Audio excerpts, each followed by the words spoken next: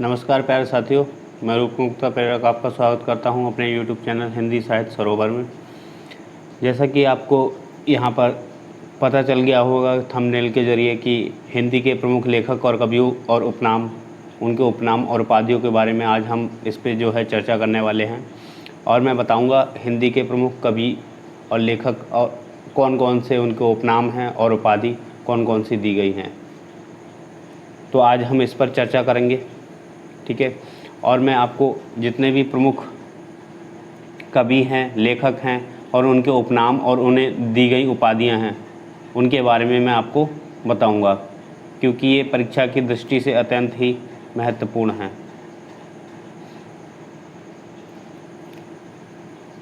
चलिए तो बात कर लेते हैं हम इस पर, हिंदी के प्रमुख कवि और उन्हें दी गई उपाधियां और उपनाम। चलिए बात कर लेते हैं यहाँ पर हिंदी के प्रमुख लेखक और कवियों के उपनाम के बारे में। सर्वप्रथम हमारे समक्ष हैं सरहप्पा। सरहप्पा को हिंदी का प्रथम कवि कहा जाता है, ठीक है। क्या कहा जाता है? सरहप्पा को हिंदी का प्रथम कवि कहा जाता है। ये अत्यंत महत्वपूर्ण है हिंदी साहित्य में, और UGC नेट और DSSB की परीक्षा को ध्यान में रखते हुए अत्यंत महत्वपूर्ण प्रश्न होने वाले हैं। वाल्मीकि, जिन्हें आदि कवि कहा जाता है, ये आपको पता भी होगा और ये ज़्यादातर परीक्षा में नहीं पूछा जाता। बात हम करते हैं स्वयंभू की, तो स्वयंभू अपभ्रंश का वाल्मीकि इन्हें कहा जाता है। स्वयंभू को क्या कहा जाता है? अपभ्रंश का वाल्मीकि कहा जाता है। अमीर खुसरो की बात करते हैं तो अमीर खुसरो को कहा जाता है हिंदुस्तान की तूती, खड़ी बोली का प्रथम कवि, ठीक है। खड़ी बोली का प्रथम कवि कहा जाता है। और हिंदी का प्रथम कवि किसे कहा जाता है? सरहप्पा को कहा जाता है, ठीक है। ये आपको याद रखना है। हिंदी का प्रथम कोशकार किसे कहा जाता है? अमीर खुसरो को कहा जाता है। हिंदी इस्लामी संस्कृति का प्रतिनिधि भी अमीर खुसरो को कहा जाता है। तूतीय हिंद भी अमीर खुसरो को कहा जाता है, ठीक है। इतना आपको याद रखना है अमीर खुसरो के बारे में। बात कर लेते हैं विद्यापति की, तो विद्यापति को मैथिल कोकिल कहा जाता है। हिंदी के प्रथम गीतकार कहा जाता है, ठीक है। विद्यापति को मैथिल कोकिल और हिंदी के प्रथम गीतकार कहा जाता है, आपको याद रखना है। ये भी परीक्षा की दृष्टि से अत्यंत महत्वपूर्ण है। और जितने भी यहाँ पर हैं, मैंने ज़्यादातर पर जो है ये स्टार का चिन्ह लगा रखा है, जो परीक्षा की दृष्टि से महत्वपूर्ण है। यदि ऐसा कोई छूटता है तो मैं आपको ओरली बता दूंगा, साथ ही साथ वीडियो के साथ में। असायत को प्रथम सूफ़ी कवि कहा जाता है, ठीक है। असायत को प्रथम सूफ़ी कवि कहा जाता है। मलिक मोहम्मद, ये आपको पता ही है सभी को, इन्हें जायसी की उपाधि दी गई। इनका जो सरनेम है वो जायसी है, ठीक है। मुल्ला दाऊद हिंदी का प्रथम सूफ़ी कवि कहा जाता है, ठीक है। मुल्ला दाऊद को हिंदी का प्रथम सूफ़ी कवि कहा जाता है, ठीक है। तो हिंदी का प्रथम सूफ़ी कवि मुल्ला दाऊद, ठीक है। और असायद क्या हैं? प्रथम सूफ़ी कवि हैं, ठीक है। अगर हिंदी का पूछा जाए तो मुल्ला दाऊद हैं, और केवल आपसे पूछा जाए प्रथम सूफ़ी कवि तो असायद है, ठीक है। बात करते हैं नंददास की, तो नंददास को क्या कहा जाता है? इनके लिए एक उक्ति भी प्रयुक्त है कि अन्य कवि गढ़िया, नंददास जड़िया। तो ये नंददास जो है वो जड़िया कवि है, ठीक है। सैयद इब्राहिम रसखान, ठीक है। इन्हें रसखान, जो आप रसखान को तो जानते होंगे रसखान के नाम से, मगर इनका जो सही ओरिजिनल और असली नाम है वो क्या है? सैयद इब्राहिम, ठीक है। तो आगे हम बात कर लेते हैं तुलसीदास जी की, तो तुलसीदास जी हिंदी का जातीय कवि इन्हें कहा जाता है। कवि शिरोमणि कहा जाता है, लोकनायक कहा जाता है, मानस का हंस कहा जाता है, ये इन्हें कहा जाता है। बात कर लें इसमें महत्वपूर्ण कौन से हैं, तो परीक्षा की दृष्टि से हिंदी का जातीय कवि किसे कहा जाता है पूछ लिया जाता है, और कवि शिरोमणि किसे कहा जाता है ये भी पूछ लिया जाता है। लोकनायक और मानस का हंस, ये चारों तुलसीदास के लिए विख्यात हैं और ये अत्यंत महत्वपूर्ण भी हैं। इसी क्रम में हम आगे बढ़ जाते हैं, सूरदास जी की बात करते हैं। सूरदास जी, इन्हें कहा जाता है अष्टछाप का जहाज, पुष्टि मार्ग का जहाज और खंजन नयन, ठीक है, और वात्सल्य का सम्राट। ये इनमें अगर हम बात कर लें कि परीक्षा उपयोगी कौन से हैं, तो अष्टछाप का जहाज पूछ लिया जाता है। वात्सल्य का सम्राट अत्यंत महत्वपूर्ण है। ये वात्सल्य का सम्राट किसे कहा जाता है, ये अत्यंत महत्वपूर्ण है, सूरदास जी को कहा जाता है।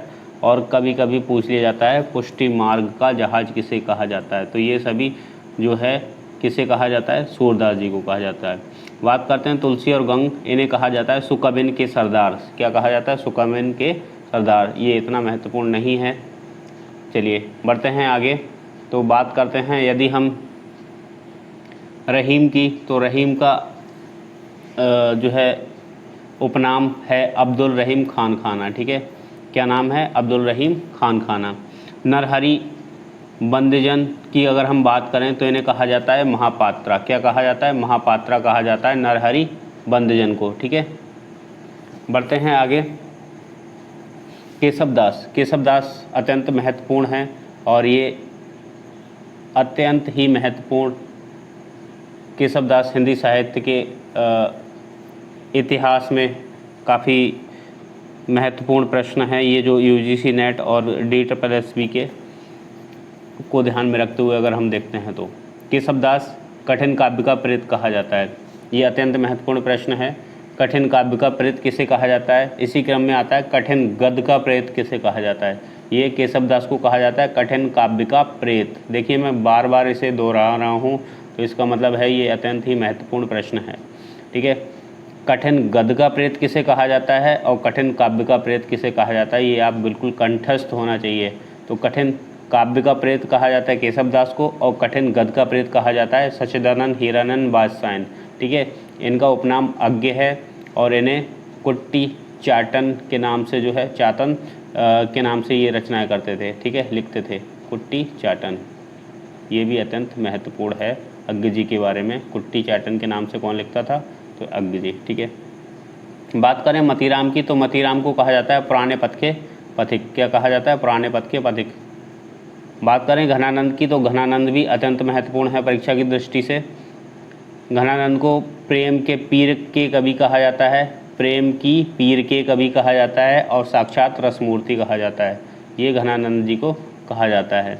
इसी क्रम में हम आगे बढ़ जाते हैं तो आते हैं रसलीन। रसलीन को कहा जाता है सैयद गुलाब नबी। ठीक है, इनके बाद आते हैं नागरीदास। नागरीदास को कहा जाता है महाराज सावंत सिंह। क्या कहा जाता है, महाराज सावंत सिंह। इसी क्रम में आते हैं सदा सुखलाल। सदा सुखलाल को कहा जाता है नियाज। क्या कहा जाता है, नियाज। जगन्नाथ दास, ये तो सभी को पता ही है, इनका उपनाम है रत्नाकर। ठीक है, जगन्नाथ दास रत्नाकर पूरा नाम है। राजा शिव प्रसाद, ठीक है, तो शिव प्रसाद को सितारे हिंद कहा जाता है, ये आपको पता ही है। ठीक है, महत्वपूर्ण क्या है, भारतेंदु के विद्यागुरु। भारतेंदु के विद्यागुरु किसे कहा जाता है, तो राजा शिव प्रसाद सितारे हिंद को कहा जाता है। ये आपसे पूछ लिया जा सकता है, महत्वपूर्ण है, इसे आप टिक कर लीजिए। आगे बढ़ते हैं, भारतेंदु हरिश्चंद्र आते हैं हमारे। भारतेंदु हरिश्चंद्र को हिंदी नव जागरण के अग्रदूत कहा जाता है और रक्षा कहा जाता है और नवयुग के अग्रदूत कहा जाता है और हिंदी साहित्य में आधुनिकता के जन्मदाता भी कहा जाता है। ठीक है, तो ये आपको याद रखना है।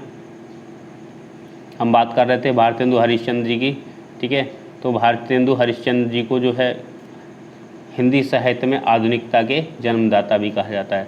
अगर बात करें कि परीक्षा में क्या पूछा जा सकता है, तो ये सभी के सभी अत्यंत महत्वपूर्ण हैं और आपको ये पता होना भी चाहिए कि आधुनिक युग के जो है जन्मदाता भी ये वास्तव में है भारतेंदु हरिश्चंद्र। ठीक है, आधुनिक युग की शुरुआत ही भारतेंदु हरिश्चंद्र जी से होती है, तो ये अत्यंत महत्वपूर्ण है। आपको इनके बारे में ज़्यादा से ज़्यादा जानकारी होनी चाहिए और परीक्षा में किस प्रकार से प्रश्न पूछ लिया जाए ये एग्जामिनर के मूड पर डिपेंड करता है। चलिए बात करते हैं बद्रीनारायण चौधरी की।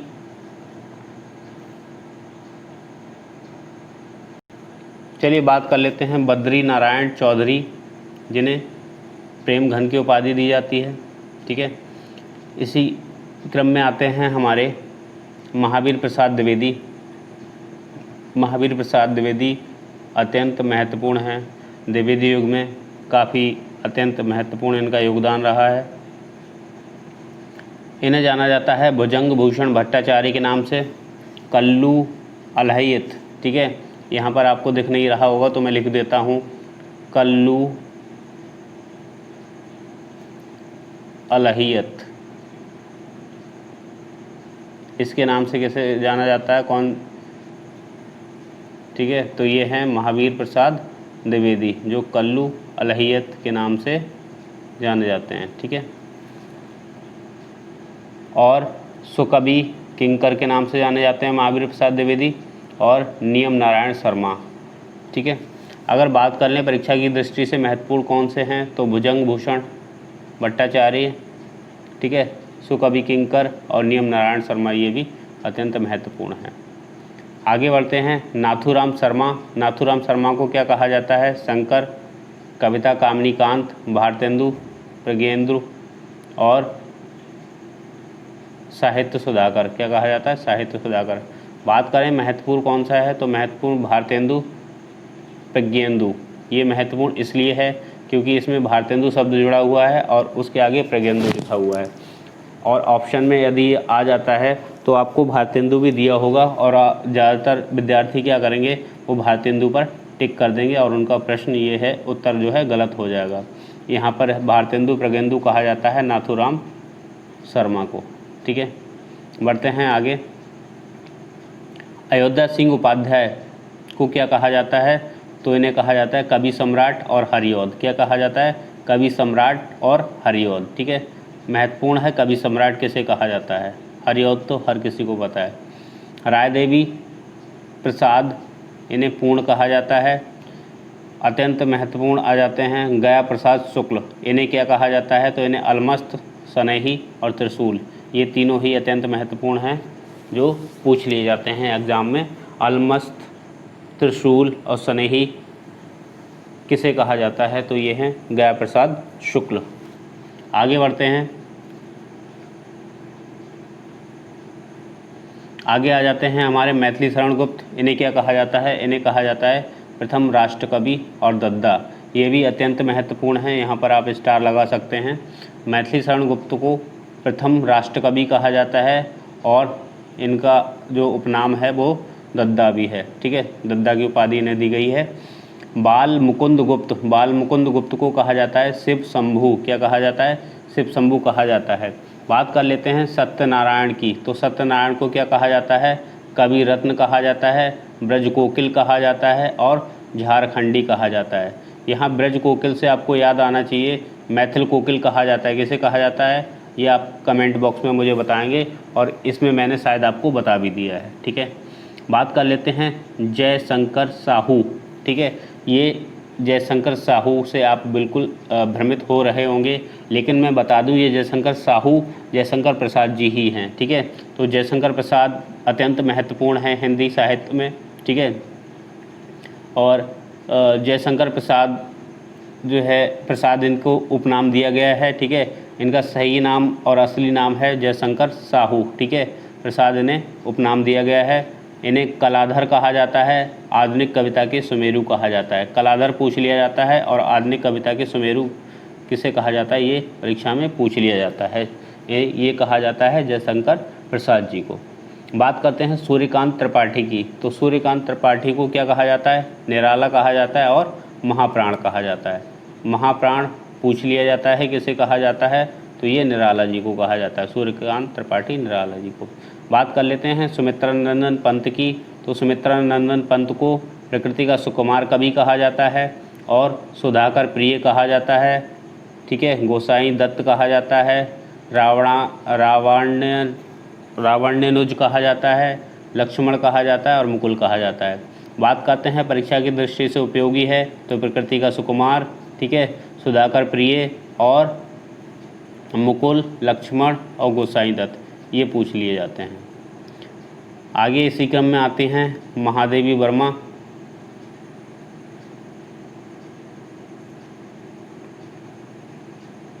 महादेवी वर्मा को आधुनिक युग की मीरा कहा जाता है, ठीक है।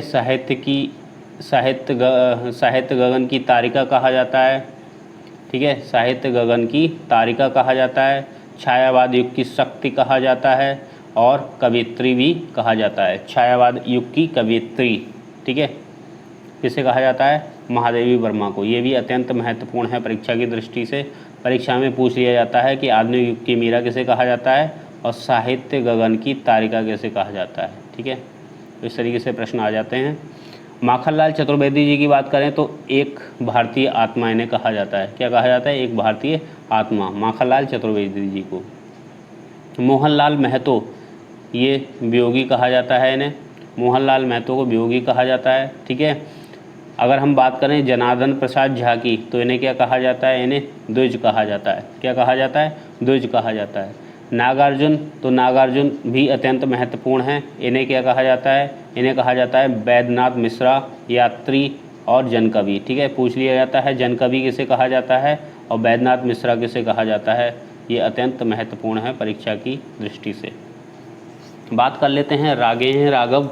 रागेय राघव को क्या कहा जाता है? इन्हें कहा जाता है त्र्यंबकवीर और राघवाचार्य। क्या कहा जाता है? त्र्यंबकवीर और राघवाचार्य। ठीक है, इसी क्रम में आ जाते हैं बालकृष्ण शर्मा। इन्हें नवीन, इनका जो है उपनाम है, बालकृष्ण शर्मा नवीन कहते हैं। रामधारी सिंह दिनकर। ठीक है, रामधारी सिंह इनका नाम है, दिनकर इनका उपनाम है। ठीक है, इन्हें कहा जाता है अधैर्य का कवि और डिप्टी राष्ट्र कवि। क्या कहा जाता है? डिप्टी राष्ट्र कवि।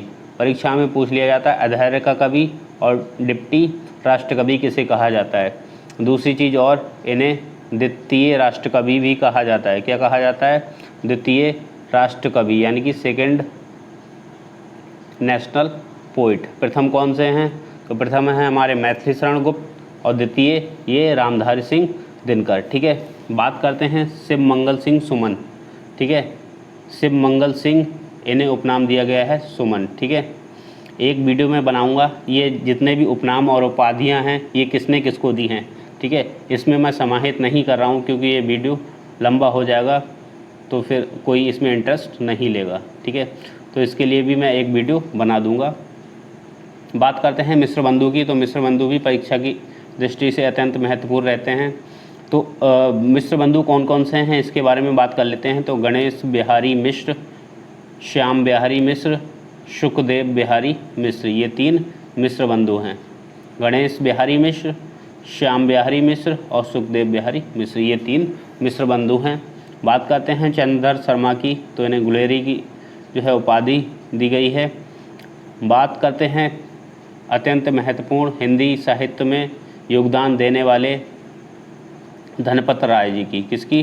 धनपत राय। इनका असली नाम धनपत राय है और इन्हें मुंशी प्रेमचंद जी के नाम से जाना जाता है और उपन्यास सम्राट के नाम से जाना जाता है, कथा सम्राट के नाम से जाना जाता है, कहानी सम्राट के नाम से जाना जाता है, कलम का जादूगर। ठीक है, कलम का सिपाही।